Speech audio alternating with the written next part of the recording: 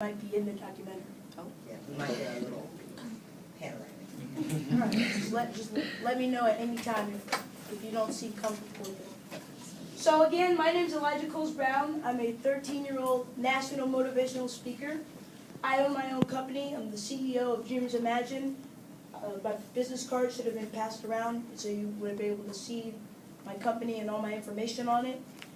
So I'm glad to be here today, and really quickly, I just want to talk about what it means for me being a speaker, how I do what I do on a national level, how I write speeches, how I memorize them, how I take into consideration the crowds I'm speaking to, the people I'm addressing, because you never know who's in the crowd.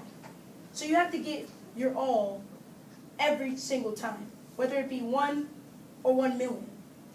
So as far as, for me, writing speeches, because I write my own speeches as well, writing speeches is not easy.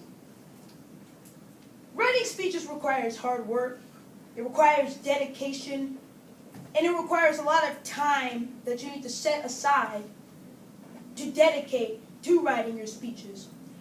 For instance, when I write my speeches, what I do is I like to take 3 points. So I take these 3 points, whatever the topic that the person that gave me the topic wants me to actually speak about, I take 3 topics, 3 subtopics from that main topic. And what I do with those is I take them and I kind of detail them. I emphasize those subtopics in order to get the main point across to the crowd. Because if you don't get your main point across, then what's the point of doing a speech? Because if you don't get your main point across, then the speech is literally pointless. So in order to get that main point across, and in order to really emphasize and detail and connect all those subtopics together to make your main point and emphasize your main point to really its biggest goal,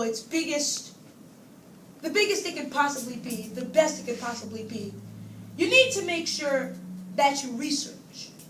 When you research, you're allowing yourself to understand the knowledge, you're allowing yourself to understand what you're really talking about, because if you don't, you're just blindly stating facts that you don't know. And if you blindly state facts and someone looks it up or something, they'll say like, oh, well, he got his facts wrong. Why should I believe anything he says? Why should I listen to his message? And when you research and you put these statistics and these correct facts in your speech, it allows the crowd to get a pure understanding of what you're talking about. It gives them a statistic. It gives them a fact. It really lets them, and it allows you to utilize the speaking tools that you have to your advantage as well.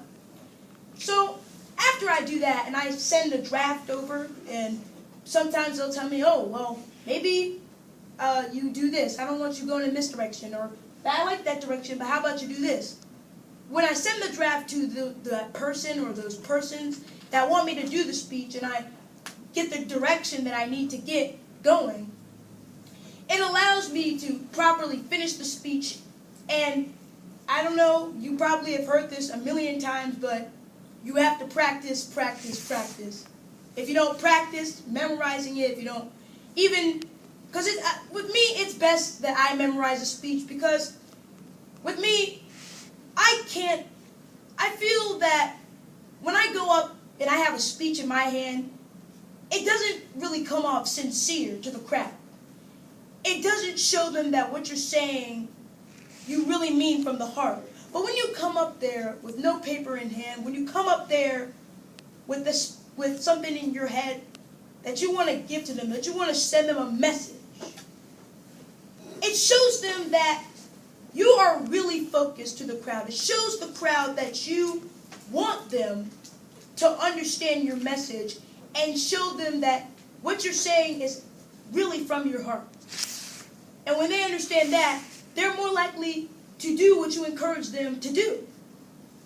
Now, when it comes to memorizing the speeches that I do, whether it be Dr. King whether it be Frederick Douglass, I have to research the era, the struggles they went through, what they had to fight through, what they had to go through in order to get the rights that we have today. And when I go to a quiet, secluded place, it really allows me to study more and memorize the words more and kind of take in what this person is really saying.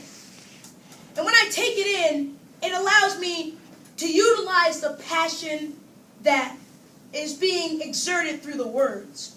And when you combine that with the research and knowing what you're talking about, when you combine that with the struggles that they went through, you're able to really emphasize and exert the passion through the speech. Now, like, for instance, with Frederick Douglass. When I do Frederick Douglass, of course, Frederick Douglass was alive over 100 years ago. So, no one knows what his voice sounds like.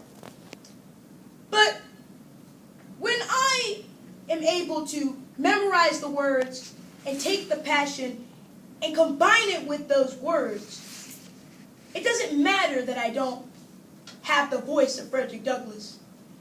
I'm exerting the passion through the words and allowing the crowd to truly perceive what I'm trying to say through Frederick Douglass, if that makes any sense. And especially because if you saw this, this is a Frederick Douglass oratorical contest. They do this in D.C. every year. It's a national contest. And when they do it, since, of course, we don't know Frederick Douglass's voice, they always emphasize that you use your own voice. Because it shows that you can utilize your speaking tools, your voice, and you can exert the passion through yourself, but it's as if you're Frederick Douglass. And that's kind of how the competition works, and that's how I was able to win the competition. I'm so glad that I was able to, because it was awesome. It's such a great opportunity to be able to participate in stuff like that. So that's just a little bit of a basic of some of the things that I do when I prepare for a speech, whether it be written or whether it be I have to memorize it from another person. So are there any questions that you guys may have? Anything? Any questions are welcome. Questions, credit? Yes? About how many speeches do you have memorized at any one time? At what time? Do you just focus on one, or could you recite Frederick Douglass and Dr. Martin Luther King's speeches right now? Like back to back? I guess, yeah. I mean, I could. I have done, yes, it's kind of complicated. I could do those back to back right now, yes.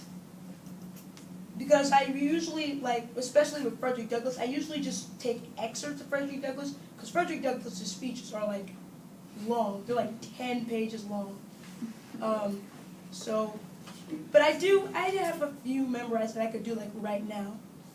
Yes? First time you spoke, did you just know that you were destined to, like, well, not destined per se, but like you just felt that this is what I would want to do with my voice, was what I want to do with my life, or I want to change through speeches, change people's perspective through speeches. The first time I spoke, I didn't necessarily